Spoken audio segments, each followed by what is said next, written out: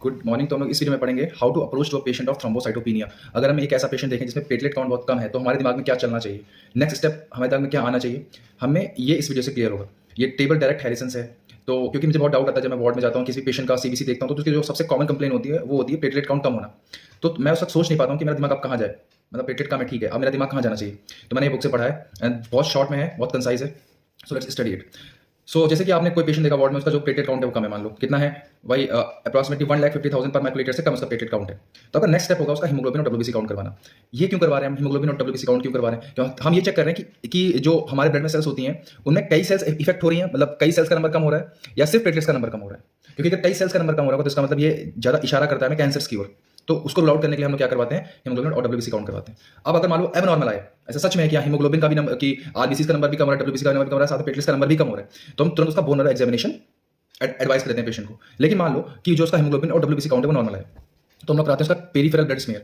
Peripheral blood smear में अगर उसकी जो आरबीसी है वो नॉर्मल मॉर्फोलॉजी की आई है, आरबीसी जो है वो नॉर्मल मॉर्फोलॉजी की है, मतलब आरबीसी का जो शेप साइज सब कुछ बिल्कुल परफेक्ट है, तो हम ये समझते हैं कि हाँ ये सिर्फ आइसोलेटेड थ्रोम्बोसाइटोपिनिया है और इसका कारण हो सकता है ड्रग इंड्यूस्ड थ्रोम्बोसाइटोपिनिया। पेशेंट कोई ऐसा ड्रग खा रहा हो जिसके थ्रोम्बोसाइटोपिनिया हो रहा है, प्लेटलेट काउंट कम हो रहा हो, या फिर कोई इन्फेक्शन जैसे कि कोविड-19 इन्फेक्शन वगैरह होते हैं तो ये थ्रोम्बोसाइटोपिनिया करवाते हैं, या फिर कोई कंजेनाइटल थ्रोम्बोसाइटोपिनिया, कोई कंजेनाइटल बच्चे की बीमारी है, या फिर इडियोपैथिक इम्यून थ्रोम्बोसाइटोपिनिया। इसमें क्या होता है, इसमें इम्यून मीडिएटेड प्लेटलेट डिस्ट्रक्शन होता है। इस बीमारी में ऐसा क्यों होता है हमें नहीं पता है, ठीक। सो हम ये चार पॉसिबिलिटी कंसीडर करते हैं और इसमें जो सबसे मोस्ट कॉमन है ना वो होता है ड्रग इंड्यूस्ड थ्रोम्बोसाइटोपिनिया।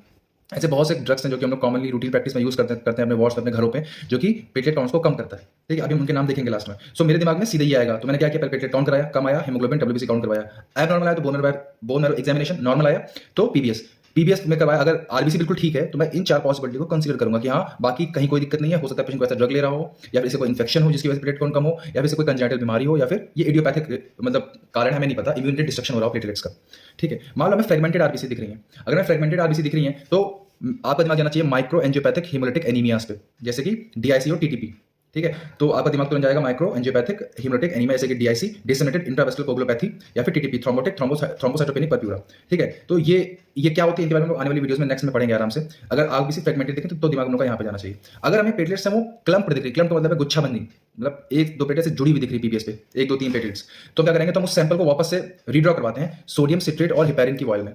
देखो होता क्या है, जब हम नॉर्मल ब्लड सैंपल लेते हैं, नॉर्मल ब्लड सैंपल अगर कभी गए होंगे, आपने ब्लड सैंपल लिया होगा, तो वो लेते हैं जिसपे पर्पल कैप होती है, पर्पल कैप। इसमें क्या होता है, इसमें ईडीडीए होता है हमारा।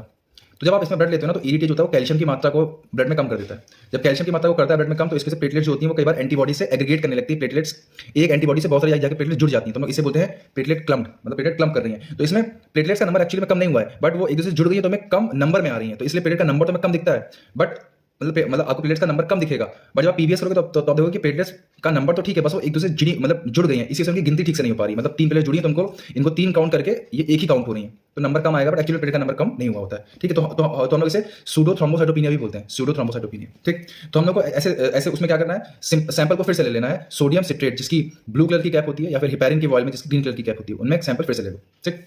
अच्छा, बस हमें इतना ही सोचना है, ठीक है। अब कुछ इंपॉर्टेंट पॉइंट्स है जो हमें ध्यान रखना है, जो कि बुक में लिखे हुए हैं। सबसे पहले कि जो ड्रग्स होते हैं वो मोस्ट कॉमन कॉज होते हैं थ्रोम्बोसाइटोपिनिया के, मोस्ट कॉमन कॉज क्या होते हैं, ड्रग्स होते हैं, ठीक है। जो प्लेटलेट काउंट होता है वो अगर 5,000 से 10,000 के बीच में है तो वो सफिशिएंट होता है वेस्कुलर इंटीग्रिटी को मेंटेन करने के लिए, ठीक है। सोचो नॉर्मली प्लेटलेट का नंबर होना चाहिए 1.5 लाख से 4.5 लाख के बीच में लगभग पर माइक्रोलीटर, ठीक। लेकिन अगर ये नंबर 5,000 से 10,000 है ना तब भी कोई दिक्कत वाली बात नहीं होती जनरली, क्योंकि वेस्कुलर इंटीग्रिटी मेंटेन रहती है। जब प्लेटलेट काउंट बहुत कम होता है, इससे भी कम होता है, तब जाके पीटीआके बनना स्टार्ट होते हैं। कहाँ पे आते हैं, जहाँ पे वीनस प्रेशर बॉडी में ज्यादा होता है, जैसे कि एंकल्स पे, फीट पे। So when platelet count is markedly decreased then petechiae first appear in the areas of increased venous pressure like ankles and feet, ठीक। लास्ट सबसे इंपॉर्टेंट है ड्रग्स, वो ड्रग्स जो कि थ्रोम्बोसाइटोपिनिया करवाते हैं, और आपको ड्रग्स बहुत कॉमनली दिख जाएंगे वार्ड्स में, आपके घरों पे बहुत कॉमनली। इसीलिए मैंने कहा था कि drug induced thrombocytopenia is the most common cause of thrombocytopenia. जैसे कि एम्लोटिपिन, किसी का बीपी कम होता है एम्लोटिपिन देते हैं, एम्पिसिलिन, सेफ्ट्राइक्सोन, वार्ड में घूमोगे तो तुम्हें हर एक 5 मिनट सेफ्ट्राइक्सोन दिखेगा, ठीक। डायजेपम, किसी को रिलैक्स करवाना, कोई पेशेंट है वो उसको सुलाना है आपको, तो उसको डायजेपम दे देते हो, ठीक है। ये मूड रिलैक्सर होता है। Furosemide, diuretic, heparin, penicillin, piperacillin, ranitidine, vancomycin, ये ड्रग्स बहुत कॉमनली यूज होते हैं और ये सब थ्रोम्बोसाइटोपिनिया करवाते हैं, ठीक है। So this is how will approach the patient.